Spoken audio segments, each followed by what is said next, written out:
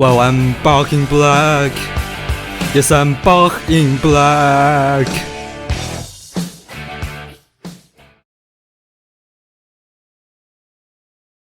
Previously on How Classic, Bach worked in Köthen for 7 years, but then moved to Leipzig in 1723. That's it, we have to be quick. There's a lot of stuff to cover in this episode.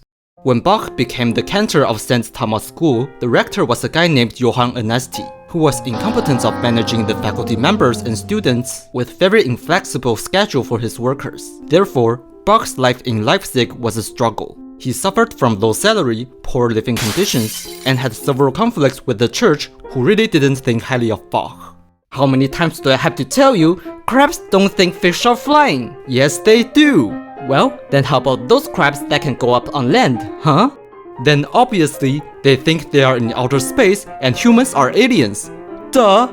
During this time, Bach had to compose a lot of cantatas. He wrote hundreds of them, including this particularly famous song, Jesu, Joy of Man's Desiring, from the cantata, Heart and Mouth and Deeds and Life.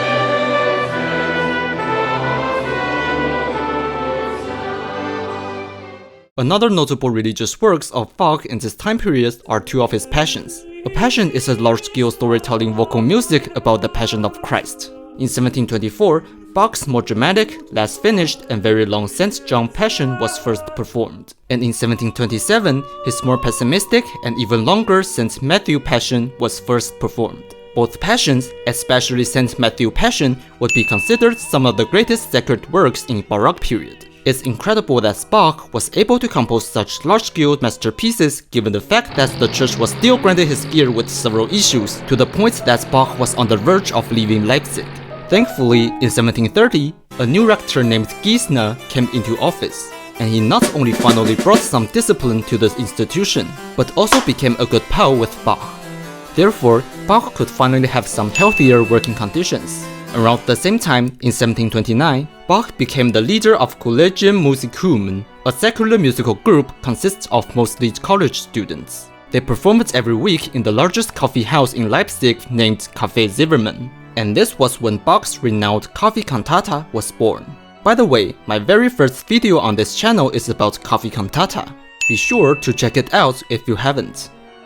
But Bach did not stop composing sacred works. Some of his remarkable sacred works were first performed during this time period, such as Magnificat, aka the Song of Mary, and Christmas Oratorio, a large-scale storytelling vocal music about the birth of Christ.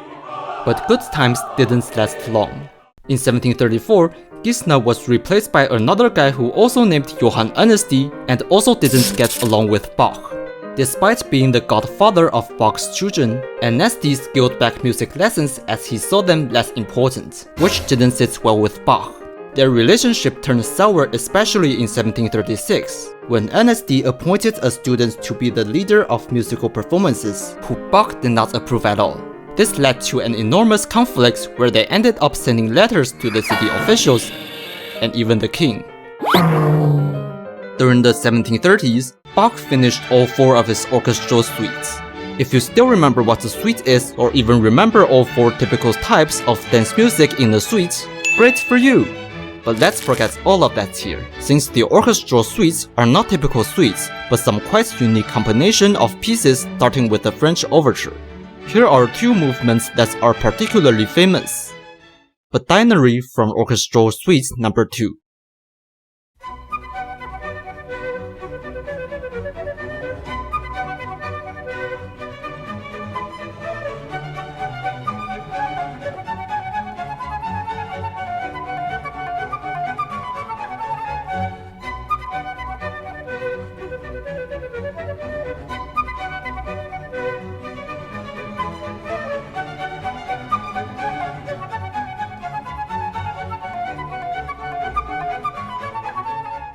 Air from Orchestral Suite No. 3.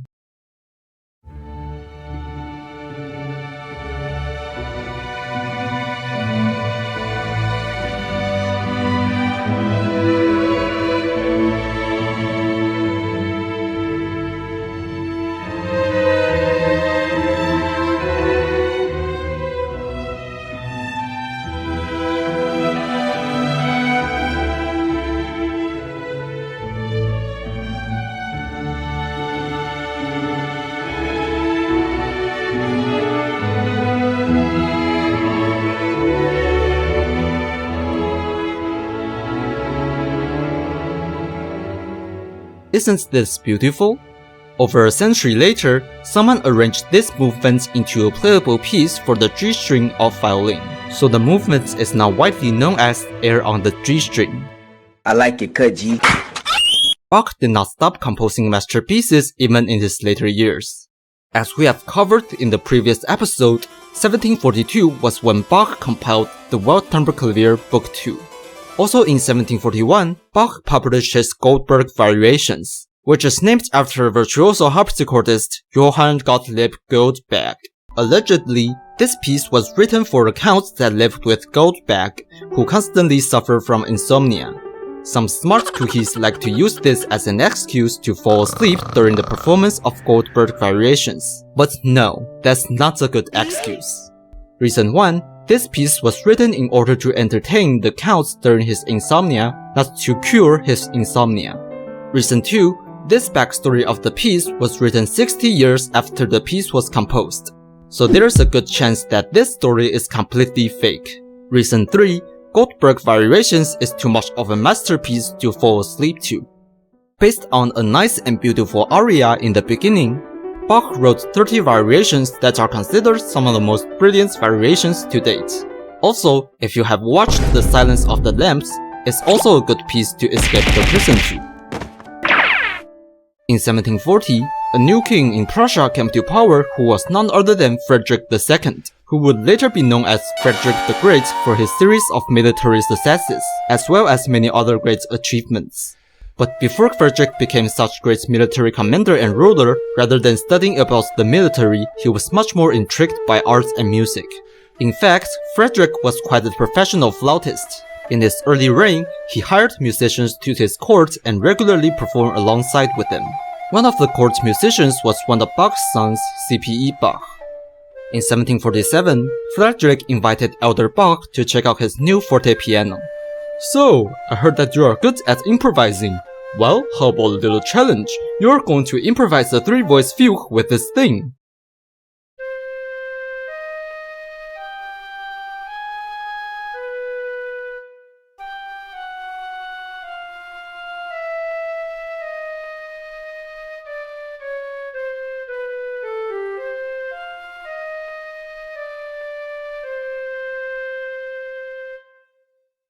Ha! There's no way someone is able to compose a three-voice fugue with this long and complicated thing, not to mention improvising.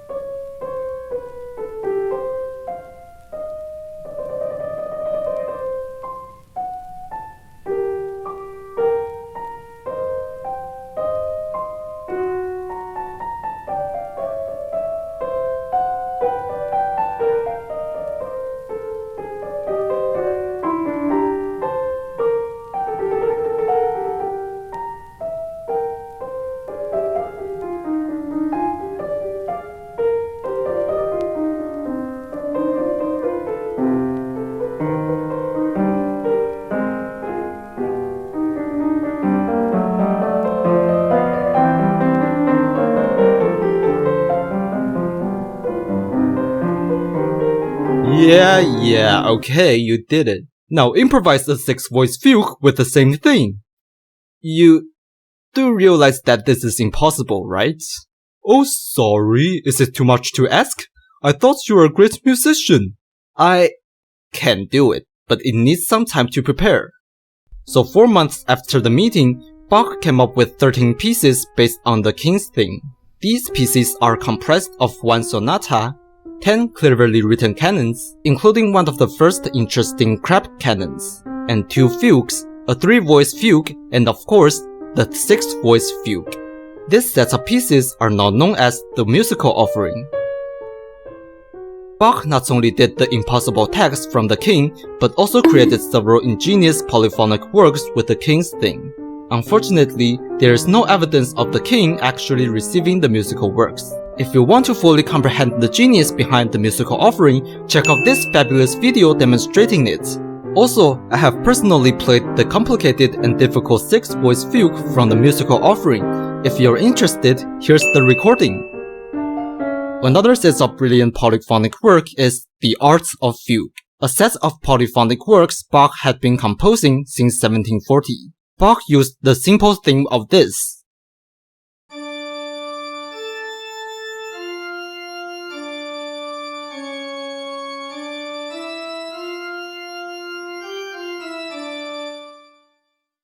And came up with 19 ways of being creative with it.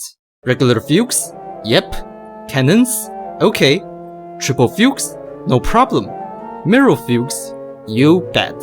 There's even one triple fugue with one other thing spelling Bach's name, but unfortunately, that one is unfinished. These pieces are polyphonic music at its peak that no one could ever top.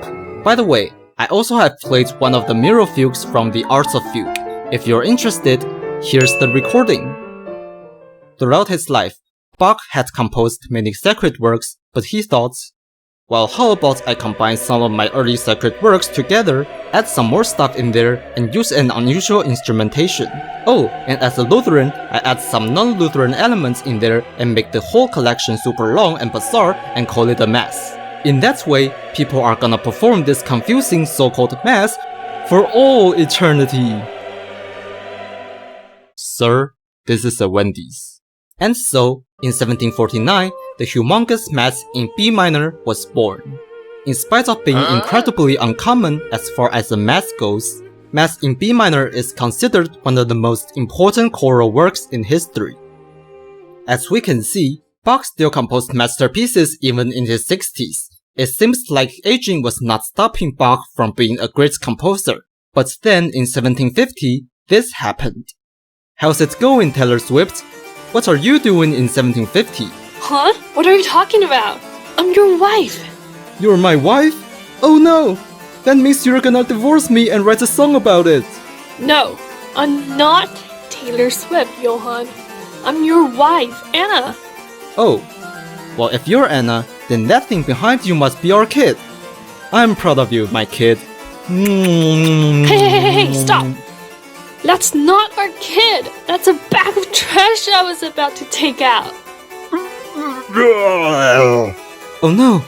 I can't see! That's right, Bach became increasingly blind in 1750, and he desperately needed a doctor. Thankfully, here comes a doctor out of nowhere and said, "Greetings!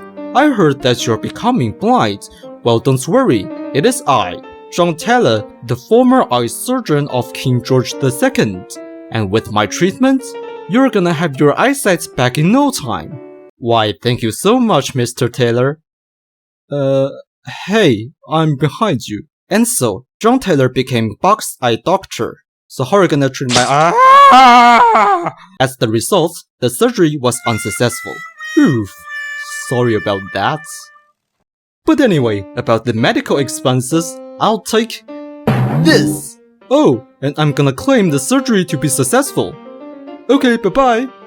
So John Taylor claimed the surgery to be successful, and hopefully he would not destroy another great composer's eyesight. Hey, I'm Handel. Nice to meet you. Say, I heard that you do eye surgery. Well, my eyes aren't doing so well lately, so I was wondering if you can...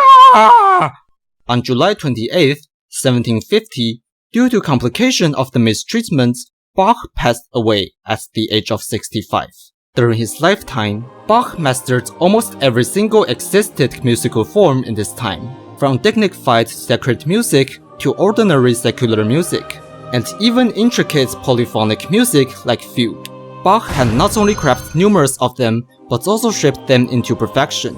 Throughout his life, Bach had composed over 1,000 masterpieces, which are now considered the top exemplars of Baroque music. Therefore, Bach's death in 1750 marks the end of 150 years long Baroque period. After his death, both Mozart and Beethoven looked up to Bach and were influenced by his music. However, at the same time, there was a huge change in the trend of music. Around mid-18th century, people were leaning towards simpler and more light-hearted music.